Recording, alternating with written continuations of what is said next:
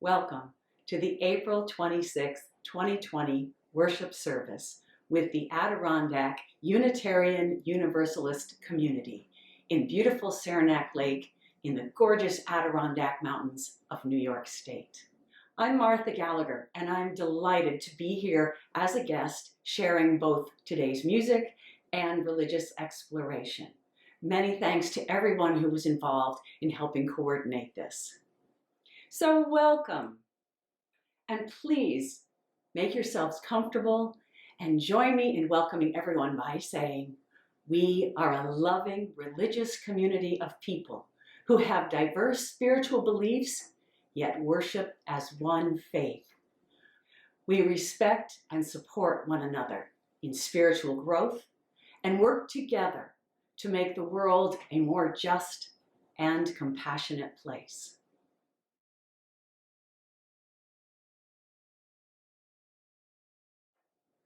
The prelude today is a beautiful Celtic piece called Samra Samra, which means summer, summer.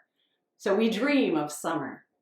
And it features both myself on harp and friend, musician, and a member of your community, Sue Grimm-Hanley, on flutes and whistles.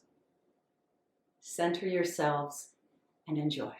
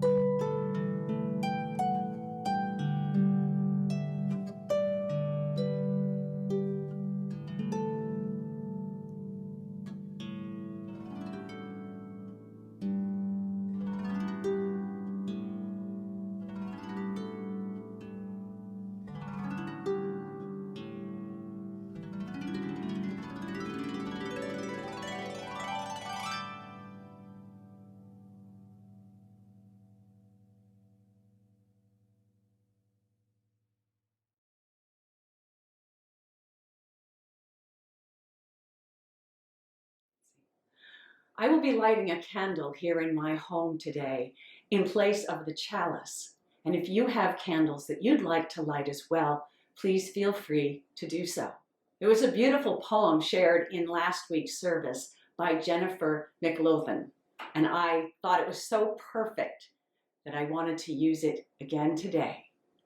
As the first hint of green begins to peek through the barren ground, as that little sprig grows into a healthy stem, as that stem grows into a stalk and then forms a bud, as that bud opens with each new day to form a yellow daffodil, let us be like that first hint of green, renewed by the warm sun's rays, and ready to emerge with a new energy, ready to face the day. We light this chalice to bring a glimmer of that warmth into our inner space.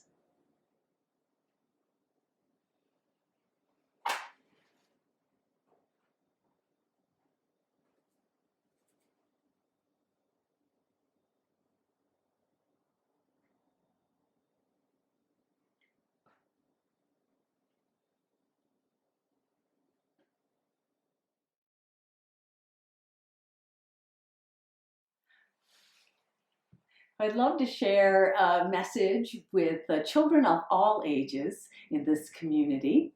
As you can see, I'm sitting in front of a blackboard that when my grandson was here at Christmas time, we created the blackboard and he decorated it and we helped.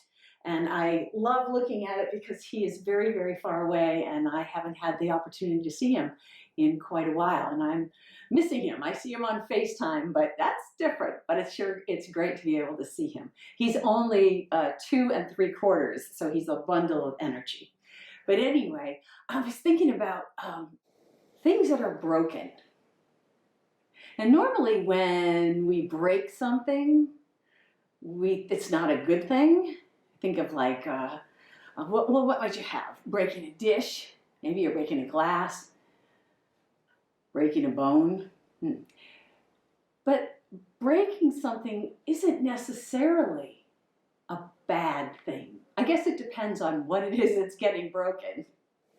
Sometimes a thing has to get broken to grow, to change, to transform, to become.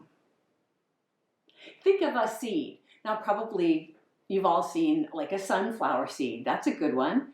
And they sprout pretty readily. And if you see them when they start to sprout, they crack wide open. So the seed breaks. But that's the only way that sprout is going to come out. Or of course, a little chick or a duckling coming out of an egg. They've got to break that egg to escape, to get out and become the chick or the chicken or the duck that they are meant to become. So they have to break out of there. And that eggshell was a protective world for them for a while. And then it became something that they needed to leave. And so they break it. And of course, the butterfly. I love having the opportunity to watch as a butterfly emerges from its chrysalis. And they have to break out of it. They break it and then they move around till they can get, and it's just amazing. But that butterfly would never be flying in the sky if it didn't break that chrysalis. So breaking isn't all a bad thing. And one of my favorite things that I like to break is break into song. And this one I made up for my grandson, and I like to send him messages in the morning. So I make up different songs and I record them on my phone and then I text them off to him. And I guess I understand that my daughter tells me that he loves to dance to them and sing to them. So that really makes my heart feel good. So I thought I'd share one of those songs with you. So I've got my small harp here, Grace, and often I stand with Grace to play. And I have a strap that I can put over my shoulder. And I love doing that because I can do things like go walking in the woods while I'm playing the harp. I actually go to the ocean and stand like knee deep in the water and can play while I'm watching the dolphins or the birds. Or it's just really cool. I love doing that. So I'm going to play the song. So I'll teach it to you. The song, I call it Yay for the Day, because that's kind of our family thing. Yay for the day. So anyway, it's pretty easy because a lot of it repeats. So I'll sing part of it and then you can sing part of it. Oh, it's a new day. Oh, it's a new day. And I'm ready to go. And I'm ready to go. Yeah, yeah, yeah. Yeah, yeah, yeah. Oh, it's a new day. Oh, it's a new day. And I'm ready to go. And I'm ready to go. Yay for the day. Yay for the day. Now this part's a little faster, a little longer. Oh, it's a new day and I got so many wonderful things I gotta do. Oh, it's a new day and I got so many wonderful things I'm gonna do. And then the really fun part. Ooh, ooh, ooh. Try that. Ooh, ooh, ooh. One more time. Ooh, ooh, ooh. Let me go back to the beginning. Oh, it's a new day. Oh, it's a new day. And I'm ready to go. And I'm ready to go. Yeah, yeah, yeah. Yeah, yeah, yeah. Oh, it's a new day. Oh, it's a new day. And I'm ready to go. I'm ready to go. Yay for the day. Yay for the day. Excellent. All right, let's do it together. You can dance, you can clap your hands, whatever, sing along. 1, 2, ready. Oh, it's a new day. Yeah, yeah, and I'm ready to go. Yeah, yeah, yeah. Oh, it's a new day. Yay, yay, and I'm ready to go. Yay for the day. Oh, it's a new day, and I got so many wonderful things I'm gonna do. Ooh, ooh, ooh. Oh, it's a new day. Yeah, yeah, and I'm ready to go. Yeah, yeah, yeah. Oh, it's a new day. Yay, yay, and I'm ready to go. Yay for the day. Woo! Wonderful, wonderful, wonderful. Thank you for joining me on that. And when you can, just break into song.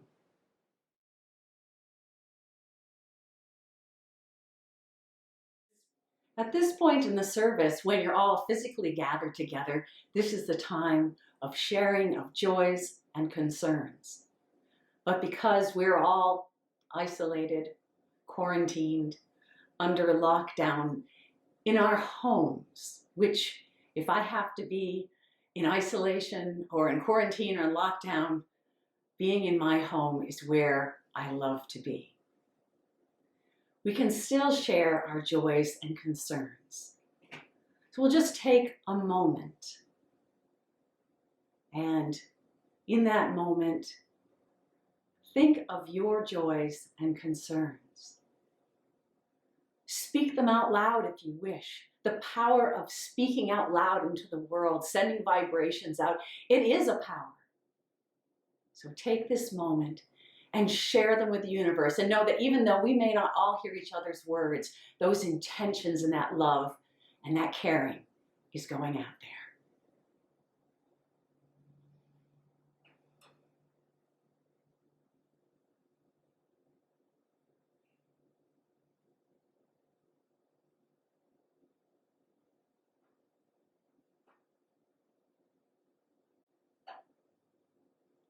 Thank you for sharing your joys and concerns.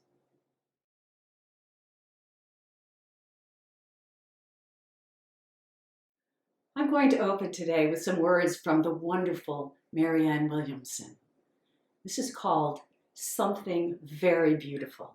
Something very beautiful happens to people when their world has fallen apart. A humility, a nobility, a higher intelligence emerges at just the point when our knees hit the floor. Perhaps, in a way, that's where humanity is now. About to discover that we're not as smart as we thought we were. We will be forced by life to surrender our attacks and defenses, which avail us of nothing. And finally, to break through into that collective beauty of who we really are.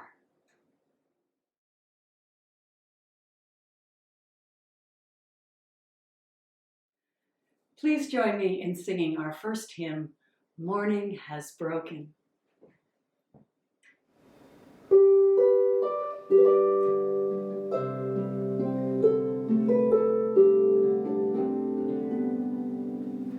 Morning has broken like the first morning. Blackbird has spoken like the first bird. Praise for the singing, praise for the morning, praise for the springing, fresh from the word. Sweet the rain's new fall, sunlit from heaven, like the first dew fall on the first grass. Praise for the sweetness of the fresh garden, sprung in completeness where his feet pass. Mine is the sunlight, mine is the morning, born of the one light Eden saw play. Praise with elation, praise every morning, God's recreation of the new day.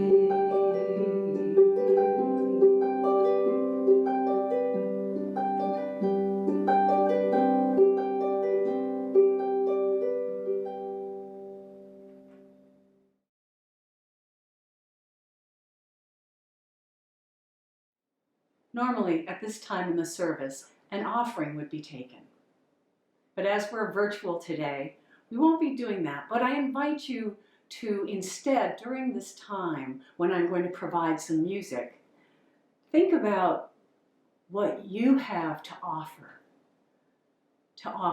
your family, your friends, your neighbors, your community, the region, the state, the nation, the world. Each one of us has many gifts. And what are the offerings, the gifts that you have to give and that you're able to give at this time, as well as in the future? This is my lovely small harp, kind of big but small. I call her Grace. So I'm going to share with you today a piece that's brand new. It's in the moment.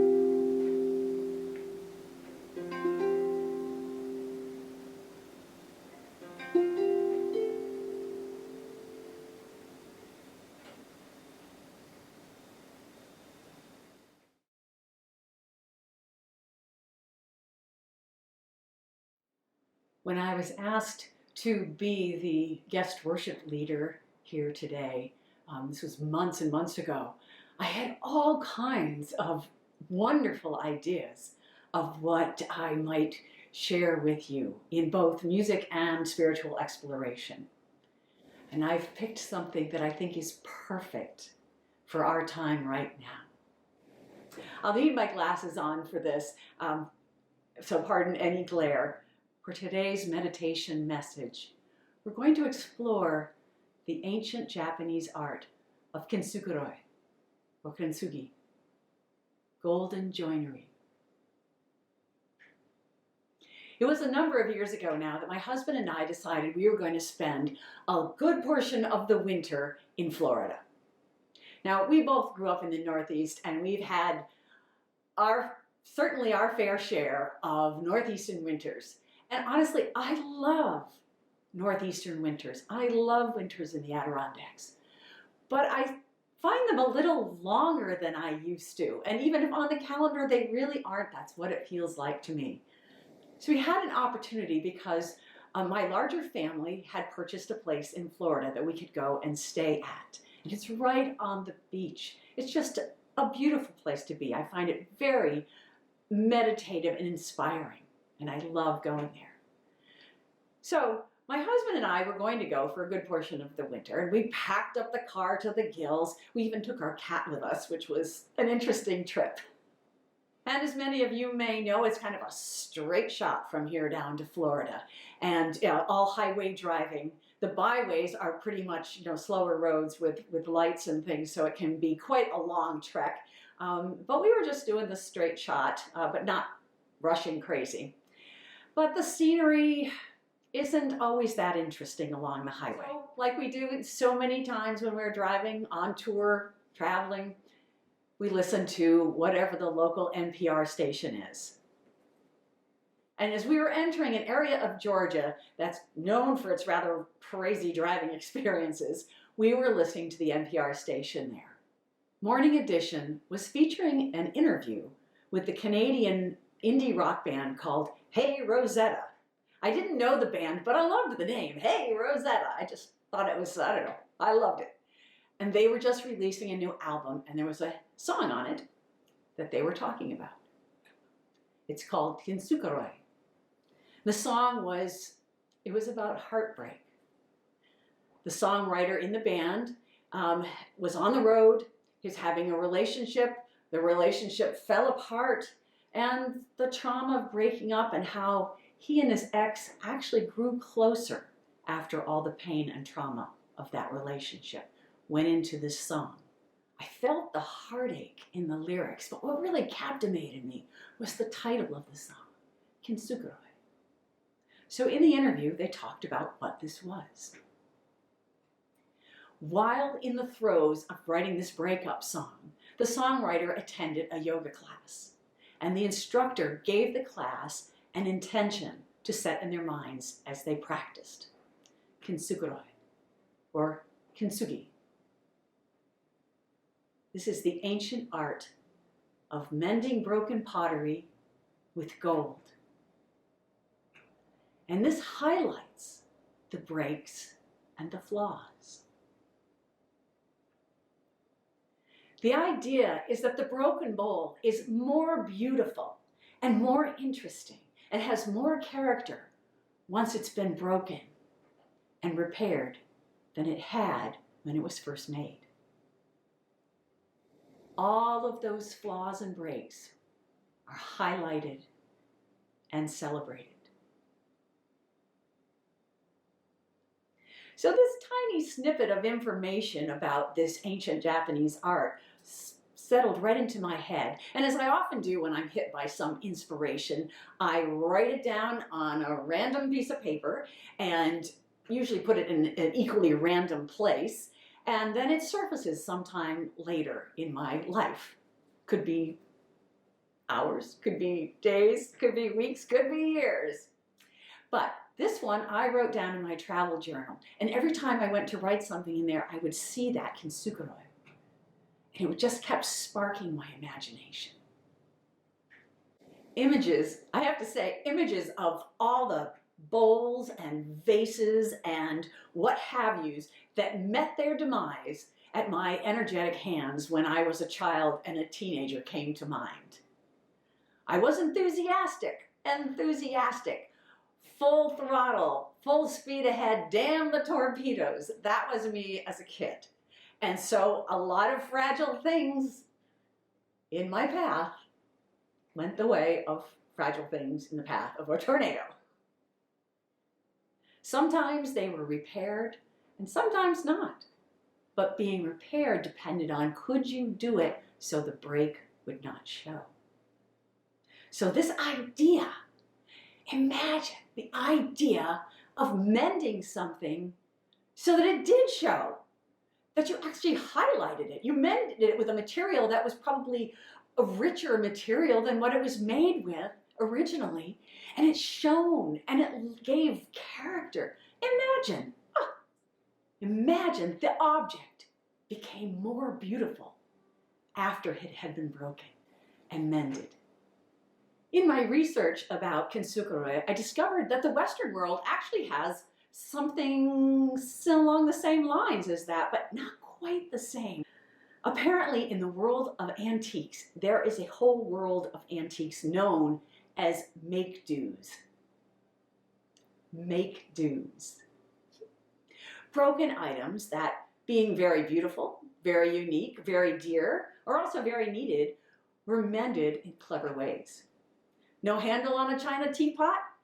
No problem. A wooden one could be wired into place.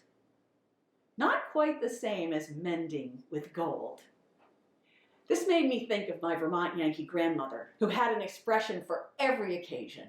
And even when there wasn't an occasion, she had an expression for it. And what she would say is, use it up, wear it out. Make it do, or do without.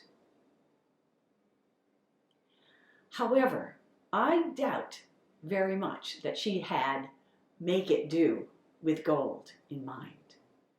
So no doubt it takes a master craftsman and an artist who is able to actually see, to recognize the beauty in the broken.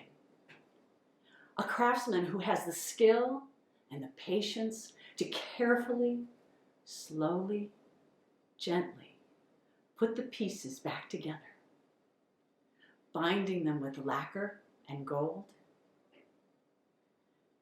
to fill with gold places where pieces have gone missing or are shattered beyond repair, to understand that mending and repairing is an art in itself. To cherish the shattered and the broken enough to warrant fixing it with gold and polishing that gold so it shines. I fear that most of my household items are doomed to crazy glue and maybe duct tape and a gold Sharpie, as I certainly do not have the skills to mend those things with gold. It's said in the arts of kintsugi and kintsugi that the life of the object begins not when the object was made. Its life begins when it's broken. In a book called Flickwork, The Aesthetics of Mended Japanese Ceramics by Christy Bartlett, she writes, not only is there no attempt to hide the damage, but the repair is literally illuminated. The vicissitudes of existence over time, to which all humans are susceptible, could not be clearer than in the breaks, the knocks, and the shattering to which ceramic ware, too, is subject. So it's not such a leap to go from talking about material possessions to talking about people, hearts, souls. Broken hearts, broken spirits, broken dreams. Broken families, broken friendships, broken communities, broken nations, broken world, broken, shattered.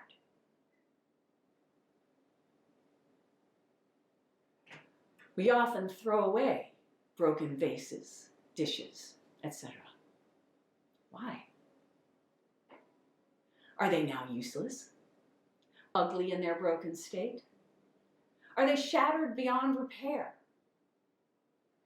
Do we not know how to repair them? Is it simply easier to go out and buy something new and shiny than to take the time, to make the time to repair the broken? Or do we not want to be reminded about that broken piece? Or if we try to mend them, will the obvious scars remind us of something that we'd really rather forget? How often do we throw away our families, our friends, our loved ones, ourselves? Do we rush to the drawer to find the crazy glue to put those things back together? Or do we simply toss them? It seems to me that many faiths and spiritual practices were shown that God, the Spirit, the universe, is the master craftsman and artist. It is the Spirit that mends souls. Or is it the Spirit that offers us the opportunity to mend the broken, to become the master craftsman and artist, to mend hearts and souls? If this is so, then we are the apprentices studying and learning under the patient, compassionate eye and hand of the master, the artist. And broken things, be they a vase or a heart, do not just mend themselves by sitting there. It takes action. It takes action on the part of someone to do the mending, to acknowledge the broken, to see how all the pieces fit back together, to see what pieces are missing, and then to patiently and carefully, tenderly piece the shattered back together, accentuating the breaks with gold. And what is the gold that we use to repair hearts and souls? Our own, those of loved ones, those of strangers. What is that gold? We have been given the tools and the materials, but we have to practice using them. And it's not just practice for practice sake. There's a saying that I know from my days way back when in another lifetime as a martial artist. Practice does not make perfect. Perfect practice makes perfect. That in itself is an exercise in mindfulness and spirituality. I don't remember my Vermont Yankee grandmother ever saying that, but I'm pretty sure that she would actually approve. It's also said that the success of a project is using the right tools for the job. To mend with strength, to make whole with a whole new beauty. We have the right tools. We already have them. And we must use them. Patience, compassion, forgiveness, peace, hope, joy, and love. Amen.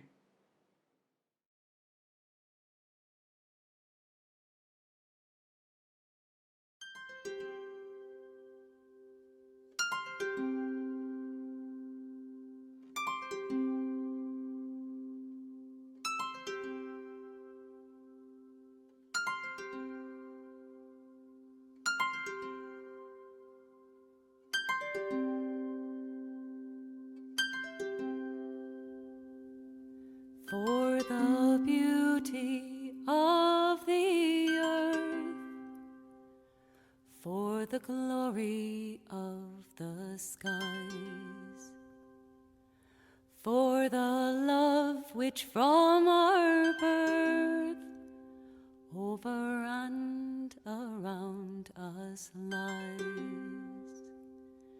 Creator of all, to thee we raise this our song of grateful praise.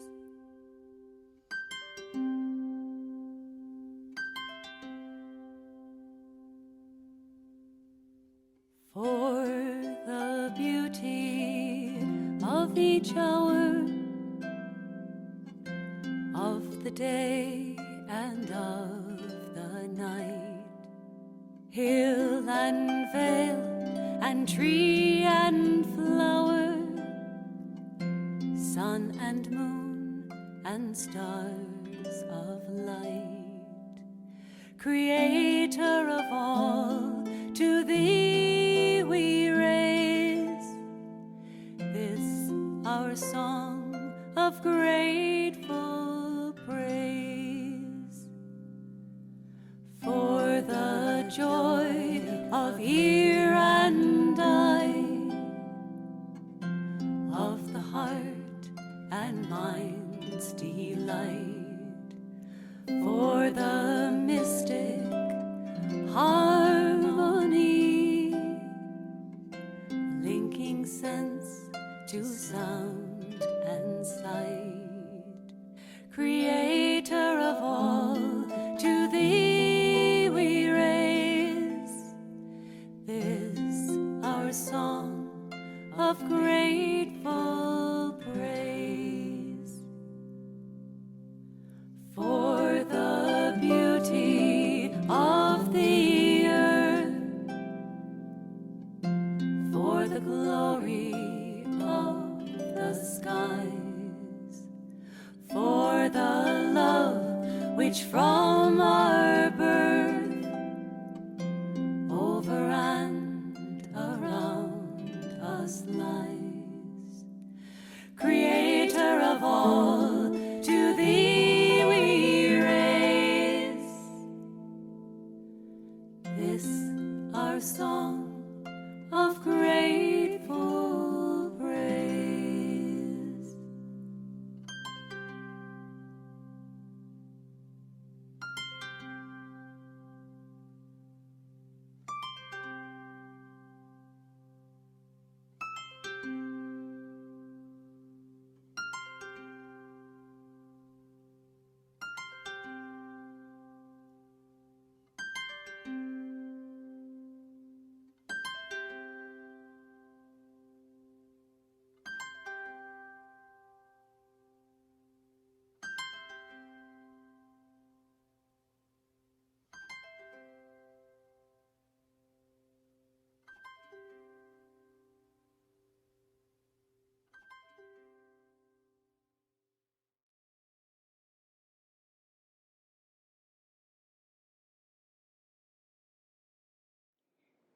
This blessing is from a friend of mine, Amy J., who lives in Keene Valley and is just publishing her first book called The Blessed Home.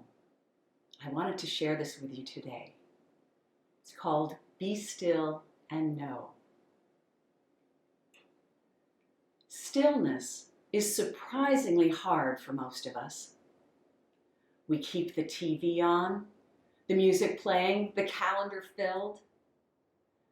We avoid lonely moments, the restless nudge, the inner ache,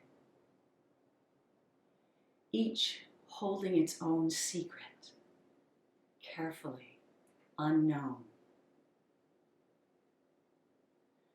Now our world has paused, pressing upon us hours and days of stillness, opening our eyes to know many things, forcing us to do this hard thing.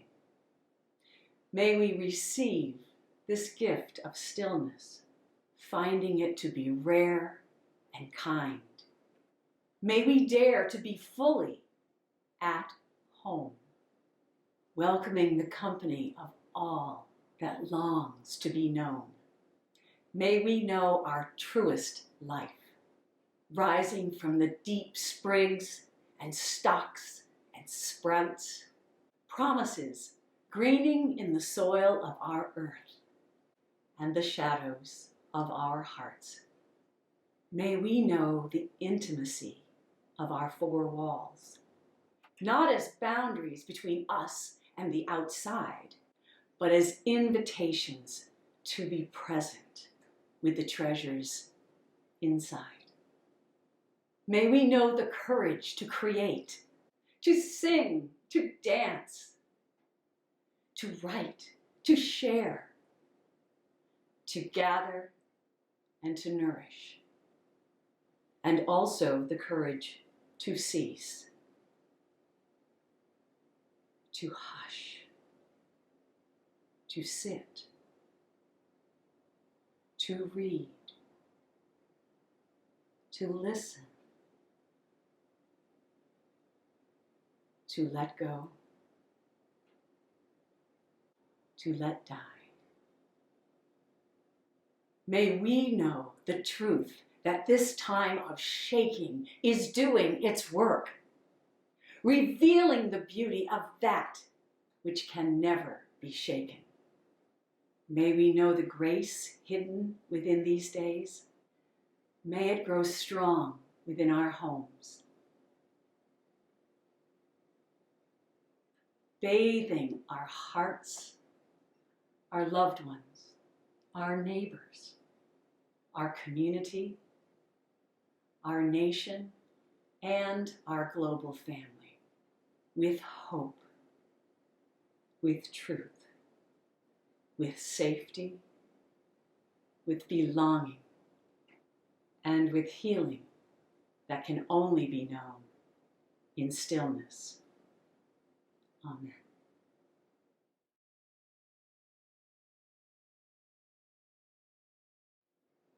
As we extinguish our chalice, or our candles, as the case may be, let us speak these words together.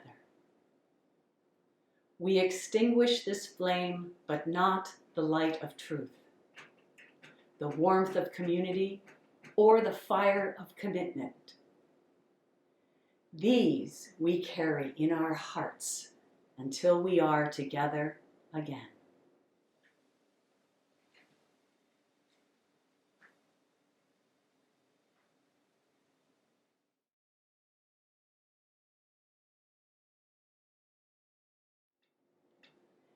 May we see, recognize, and accept that there will be times when we will be broken.